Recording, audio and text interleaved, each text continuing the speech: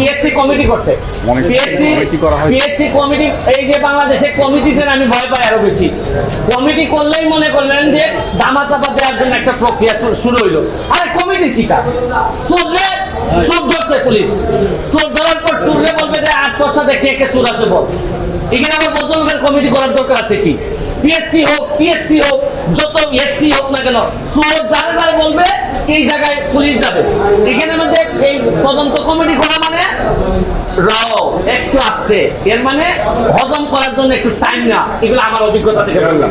আজকে এইখানে যে কারণে আপনাদের সামনে এসে দাঁড়িয়েছি, আপনারা অনেকেই দেখেছেন কয়েকটা ইস্যু খুবই আলোচিত বাংলাদেশে এখন চলতেছে। এর মধ্যে একটা বড় ইস্যু হচ্ছে গিয়ে যে প্রশ্নপত্র ফাঁসের সাথে পিএসসির দেখা যাচ্ছে যে উপসহকারী সহ এবং পিএসসির চেয়ারম্যানের গাড়ির ড্রাইভার সৈয়দ আবেদ আলী, তারা ধরা পড়েছেন। সৈয়দ আবেদ আলী সাহেবের স্টেটমেন্ট আমি দেখলাম, দেখে উনি বলছেন যে এই প্রশ্নপত্র ফাঁসের যে টাকাটা ইনকাম করছেন এটা নাকি আল্লাহর রাস্তায় ব্যয় করছেন। মানে এর চেয়ে দুঃখজনক আর এর চেয়ে এরকম দেশ আমি পৃথিবীর কোথাও দেখি নাই যে ২ নম্বরের টাকা উনি সগৌরবে বলছেন যে এটা উনি আল্লাহর রাস্তায় খরচ করছেন। এটা আমরা হয়তো ফান হিসাবে নিচ্ছি, কিন্তু আজকে যে কারণে আসছি আমার কাছে মনে হয়েছে যদি একজন সংসদ সদস্য হিসাবে আমার বলার সুযোগ ছিল, যদি পার্লামেন্ট থাকতো। পার্লামেন্ট যেহেতু নাই, এটা আমার বলার সুযোগ আপাতত আমি পার্লামেন্টে পাচ্ছি না।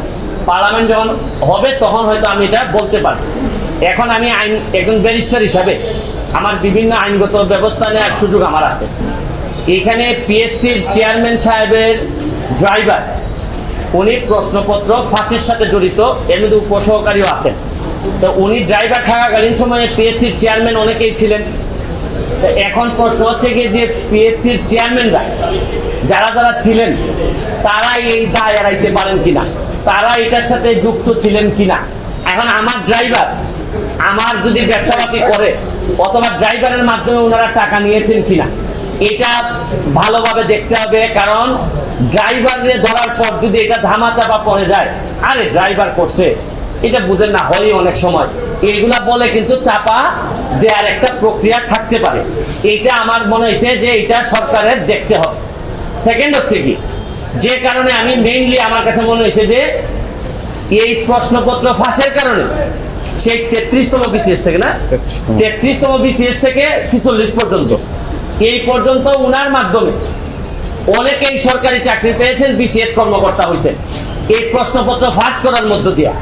তাইলে উনি যেহেতু ধরা পড়েছেন, তাইলে এখন যারা তদন্ত করতেছেন তাদের মেইন কাজ হবে এই প্রশ্নপত্র ফাঁসের মধ্য দিয়া এই চোর যারা, এই চোরগুলা যারা প্রশাসনের বিভিন্ন জায়গায় বিসিএস কর্মকর্তা বা বিভিন্ন হিসাবে বসে আছে তাদেরকে ত্বরিত তাদের নাম সবার সামনে নিয়ে আসতে হবে এবং এদের বিরুদ্ধে ব্যবস্থা গ্রহণ করতে হবে। আমিও তো বলি মাঝে মধ্যে অনেক সরকারি কর্মকর্তা, ইভেন ডিসি ধরেন অনেক বড় বড় কর্মকর্তা, এদের কথাবার্তা আমার শুনলে মনে হয় যে আরে এত ইনকম্পিটেন্ট একটা লোক ডিসি হয় কিভাবে, একটা ইনকম্পিটেন্ট একটা লোক ইয়নো হয় কিভাবে। আমি যখন দেখি তখন আমার হিসাব মিলে না। এখন আইসা ওই সৈয়দ আবেদ আলীর মাধ্যমে আমার কিছু হিসাব মিলতেছে। তাইলে এই চোরগুলো বিভিন্ন ভাবে ছড়াই পড়ছে। শুনেন, যুদ্ধাপরাধী, মানবতা বিরোধী অপরাধীরা যে যে জায়গায় থাকে আমরা খুঁজে বের করি, এদেরকে দায়িত্ব দেই না। এদের সেই এই চোরগুলা কি কোনো অংশে কম? এরা সারা জীবন দেশটারে লুটতে খাবে। আরে এই আবেদ আলী তো চলে যাচ্ছে, আবেদ আলীর তো আর কোনো অসুবিধা নাই, যা বানানোর বানাই ফেলছে। আর এই যে আপনার ডাসার উপজেলা চেয়ারম্যান প্রার্থী হয়েছিল, আল্লাহ বাঁচাইছে ডাসার মানুষের, এই যে মাদারীপুর নয় না, হ্যাঁ এই কালকিনি না তো আবার কালকিনির পাশে, যাক কালকিনিও তো বিখ্যাত বিভিন্ন কারণে। এই ডাসার উপজেলার মানুষ ভাবছে যে তারা মনে পাস করায় নাই না, ও চাচ্ছিল করে নাই নাকি, আচ্ছা নমিনেশন পায় নাই, নির্বাচন হয় নাই। তো যাক তার কাছে যে মেকানিজম ছিল তাতে আল্লাহ মাহফুজ জানে হয়তো নির্বাচন হলে পাসও করে যেত। তাই এখন হচ্ছে কি আমার মেইন, নাইলে যদি এর ভিতরে আমি ব্যবস্থা না দেখি আমি হাইকোর্টে শরণাপন্ন হব। কারণ আমাদের তো জায়গা হচ্ছে গিয়ে হাইকোর্ট। যদি এর এই ব্যাপারে ব্যবস্থা গ্রহণ না করা হয়, কার কার আমলে এই ড্রাইভার সাহেব ছিলেন পিএসসির চেয়ারম্যান, তাদের এইটার দায়িত্ব আছে কিনা, তারা এটার সাথে জড়িত কিনা।